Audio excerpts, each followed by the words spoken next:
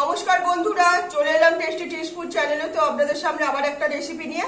তো আজকে আমার রেসিপিতে থাকছে সুজি আর সেদ্ধ আলু দিয়ে মশলা লুচি। এটা সম্পূর্ণ নিরামিষের দিন আপনারা খেতে পারবেন এইভাবে যদি বানিয়ে নেওয়া যেতে পারে। তো দেখতে থাকুন রেসিপিটা কিভাবে ওর সাথে শেয়ার করি।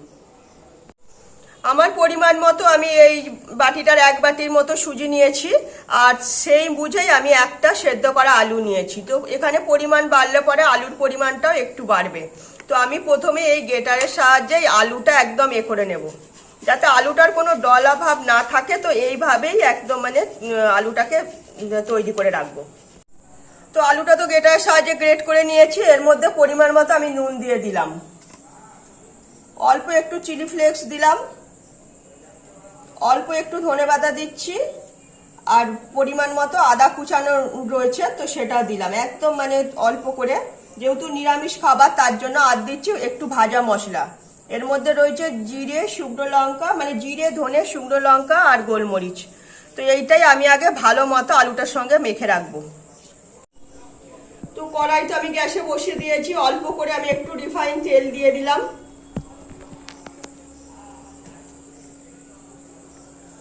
এবার এর মধ্যে আমি সুজিটা ছেড়ে দিচ্ছি।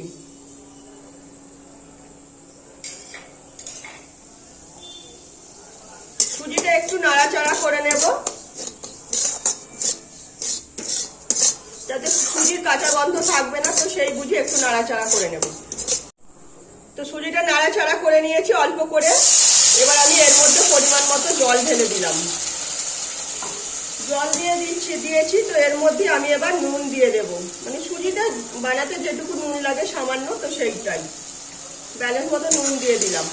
এবার এই সুজির যে আছে জলটাকেও শুকনো করে নেবো, আর সুজিটাও একটু বেড়ে যাবে। এইভাবেই একটু নাড়াচাড়া করতে থাকবো।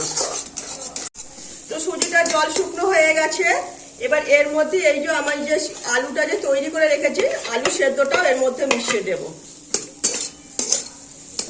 এর সঙ্গে নাড়াচাড়া করে ভালো মতো মিশিয়ে নেব। তো সুজির সঙ্গে আলু ভালো মতো মেশানো হয়ে গেছে। তো এটাই আমি এবার কড়াই থেকে নামিয়ে নেব।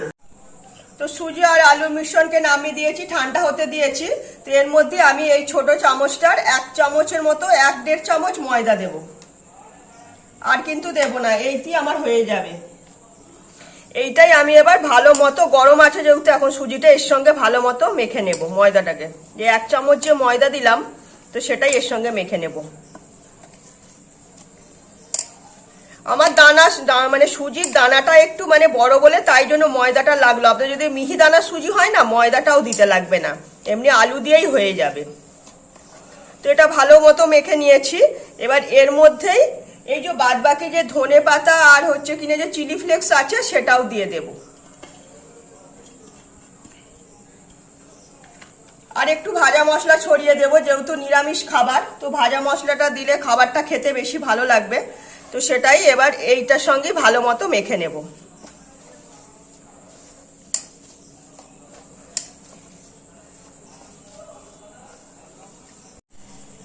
তো আমার ভালো মতো একটা ডো তৈরি করে নিয়েছি একদম।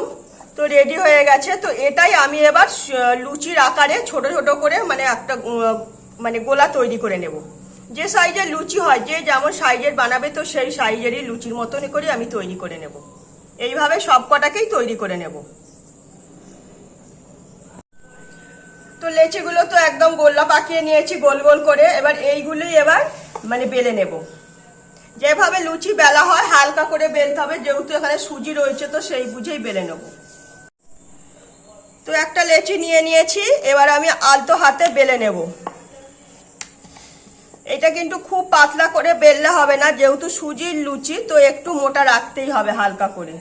তো এইভাবে আমি সব কটাই লুচিকেই বেলে তৈরি করে নেব।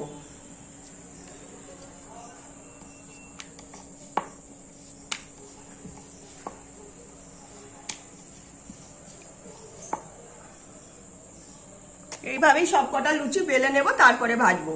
তো কড়াইতে তেল বেশি দিয়েছি, তেলও গরম হয়ে গেছে, সব লুচি বেলা হয়ে গেছে। এবার এক এক করে লুচিগুলোকে ভেজে তুলে নেব।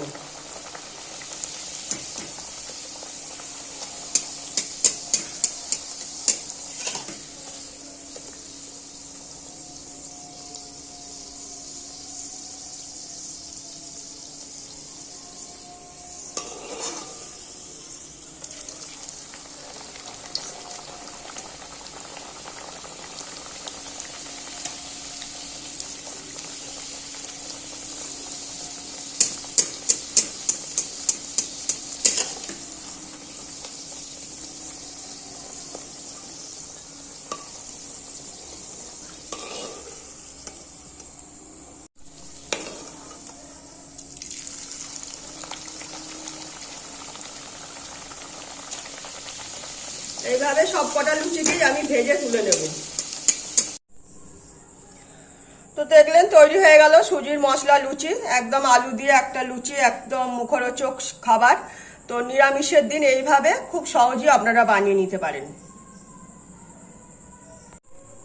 তো বাড়িতে একবার অবশ্যই এইভাবে বানিয়ে দেখবেন। যদি মোটা দানা সুজি হয় না, একটু সুজিটা পিষে নেবেন, তাহলে পরে না মানে খাবারটা বানাতে কোনো অসুবিধা হবে না। আর বড় দানা সুজি হলে খাবার বানাতে অনেক অসুবিধা হবে, সুজি গা ফেটে যাবে। তো সেই জন্য বলে দিলাম যে সুজি একটু পিষে নিয়ে করলে পরে, তাহলে পরে কোনো খাবারটা অসুবিধা হবে না। তো রেসিপিটা সম্পূর্ণ আমি আমার মতো করে বানানোর চেষ্টা করলাম, অবশ্যই বাড়িতে একবার বানিয়ে দেখবেন। তো ভালো লাগলে লাইক, শেয়ার, কমেন্ট, সাবস্ক্রাইব করুন আমার চ্যানেলটাকে। তো আজকের মতো আমার রেসিপি এখানেই শেষ করলাম। সবাই ভালো থাকবেন।